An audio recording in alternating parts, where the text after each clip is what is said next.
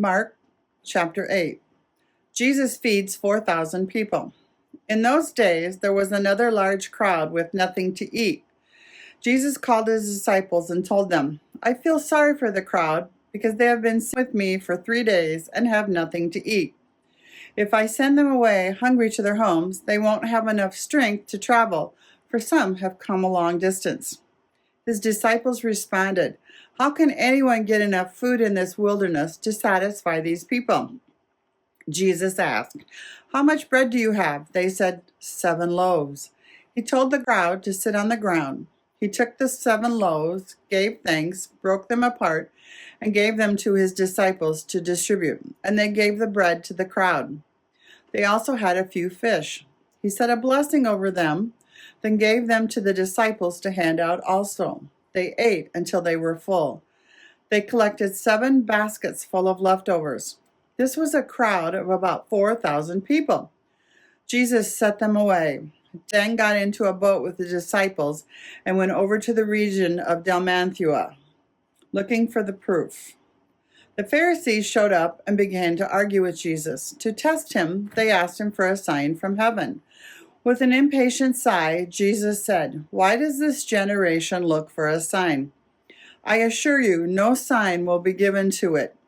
Leaving them, he got back in the boat and crossed to the other side of the lake. Understanding about the bread. Jesus' disciples had forgotten to bring any bread, so they only had 1 loaf with them in the boat. He gave them strict orders. Watch out and be on your guard for the yeast of the Pharisees, as well as the yeast of Herod. The disciples discussed this among themselves. He said this because we have no bread. Jesus knew what they were discussing and said, "Why are you talking about the fact that you don't have any bread? Don't you grasp what has happened? Don't you understand? Are your hearts so resistant to what God is doing? Don't you have eyes? Why can't you see? Don't you have ears? Why can't you hear? Don't you remember? When I broke 5 loaves of bread for those 5,000 people, how many baskets full of leftovers did you gather?" They answered, 12.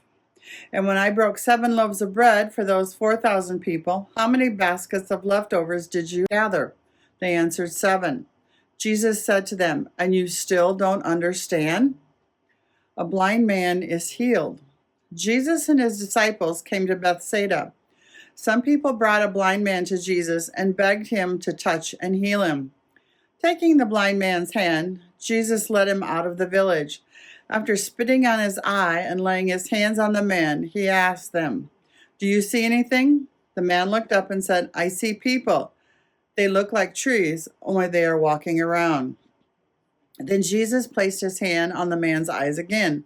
He looked with his eyes open, his sight restored, and he could see everything clearly. Then Jesus sent him home. Don't go into the village.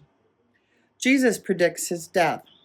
Jesus and his disciples went into the village near Caesarea Philippi. On the way, he asked his disciples, "Who do people say that I am?" They told him, "Some say John the Baptist, others Elijah, and still others one of the prophets." He asked them, "And what about you? Who do you say that I am?" Peter answered, "You are the Christ." Jesus ordered them not to tell anyone about him.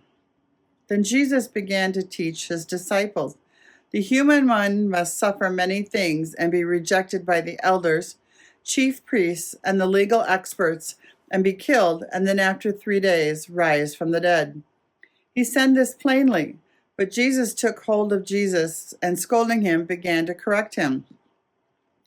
Jesus turned and looked at his disciples, then sternly corrected Peter. "Get behind me, Satan.